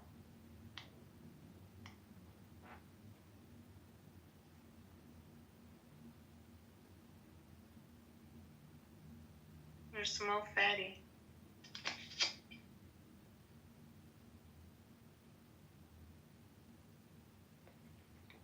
There's so many fucking dating app scams.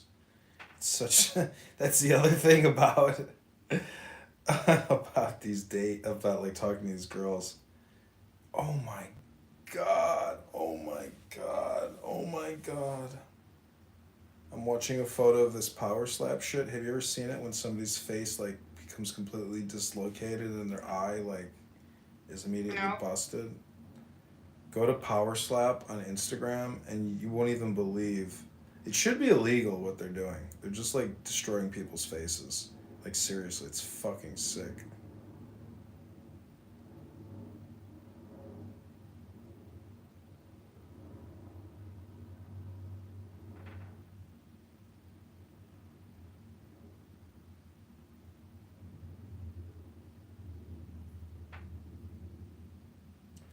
But I'm rebranding everything to meme. Meme podcast, meme movie, meme art. Why? Because the Adrian Dittman thing is stale. It's nobody even cares, and it seems like people respond better to the term meme. And even better than subscribe now. I just feel like you have to just keep changing and changing, possibly, until you come across the right aesthetic. This meme, these things that the AI is putting out is very good. It's like literally being able to create The Simpsons with a prompt. It's whoa, this is pretty cool. Because I'm no graphic designer, but damn, this AI generated art is fucking killing graphic designers. Nobody needs a graphic designer anymore. It's what did you need to do for me? You need me to type in the prompt for you? It's brilliant. I mean, if you can't be creative now, you can never be creative. Everyone can be creative. You need fucking 6 words. 3 words even. 1 fucking word.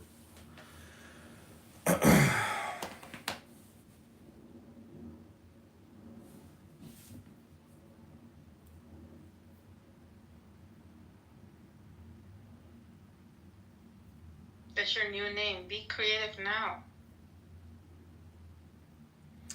Somebody named Christina Marie wrote me on Instagram. I was dying yesterday. Great job. Do you know Stinny?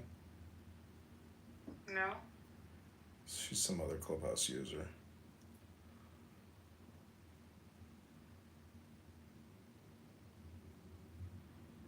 She's got a lot of travel photos.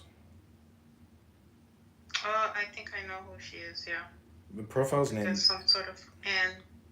Yeah, the profile's name is called Stinny. S-Tinny. S-T-I-N-N-Y. Yeah, I've seen her. I thought that was Anne before. I don't know, but I know she doesn't look like that. No, she doesn't look like Anne, but I thought that she was Anne. Anne's burner.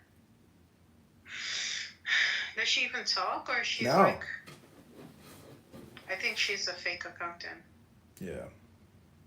There's so many fake accounts recently.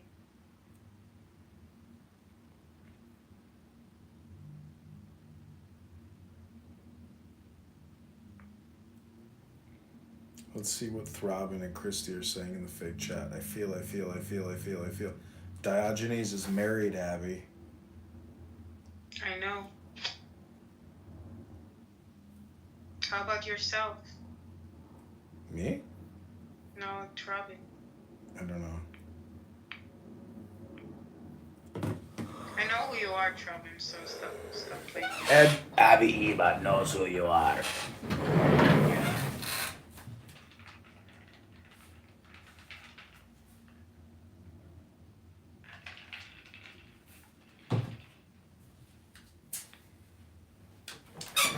Danny was like in my room the other day. She is so annoying.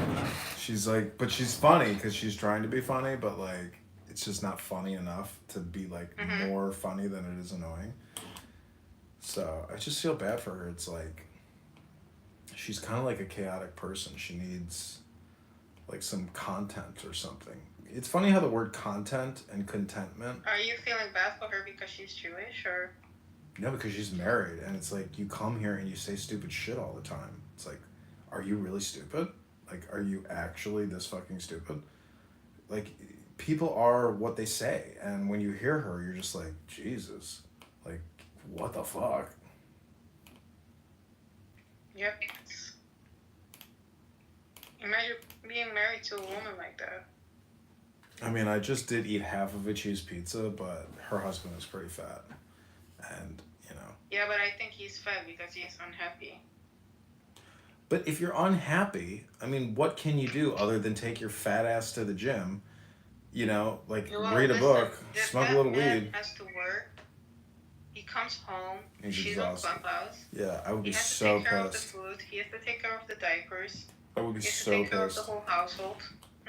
I would be so pissed if I came home and I'm like, hi, honey. Oh, my love, I'm home. And she's like, hold on. I'm not finished with this clubhouse room yet. And you're like, baby, I don't I even just... think she talks like that. She's like, why are you talking? I'm talking here. It's so crazy. Yep. I will be pissed too. I don't know. That's the thing is like, why get married? It's like, because now you have to get divorced? It's like, fuck that. It's like, why did we even get married? I don't think he will divorce her. I think, given that he's Orthodox Christian, he'll just hold on to her until death. But she will definitely cause him early death. Yeah. Just imagine like dying and you're like, I would have lived longer, my love, but it was you. You were so fucking annoying, so obnoxious. You killed me, my love, but what else was I gonna do? Shit, I don't blame him. I cannot even stand her on Clubhouse, imagine. She's like, I didn't fucking kill you, you fucking asshole. It was those fucking 10 Slim Jims you eat every day, you fat piece of shit.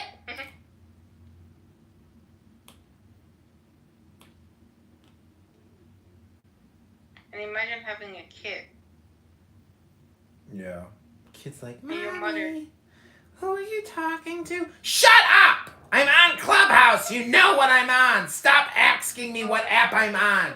I bought you a phone for your birthday. Turn it on and use it. Could you imagine? Oh my god. Ugh. Have you ever heard people on? I've heard like women on Clubhouse talking like that before. One time I was in a room from that, Ion, the black gay guy. This is a long time ago. I was in a room of his once, and there was this chick that came up, and she was really drunk. And her kids were also playing in the same room, and she was trying to talk to people on Clubhouse, and she was trying to say something, but you could hear them like playing, and then suddenly she goes like, "Shut up! Get out of here! Go play somewhere else!" And you just hear them stop, and that you could hear them leaving the room. And it was that was one of the craziest moments on Clubhouse. I couldn't believe someone would talk to their kids like that because they were trying to have a Clubhouse space. I can't believe, like, I've dated some chicks and I've heard them like yell at their mothers. I'm like, what? I'm like, how the fuck do you get away with disrespecting your mother like that? Like, I mean, I've made fun of my mom plenty of times, but like, I didn't think it was like normal for a girl to like to go crazy on their mother, like intense, like, really intense. You're like, Jesus Christ, whew, what's wrong with you?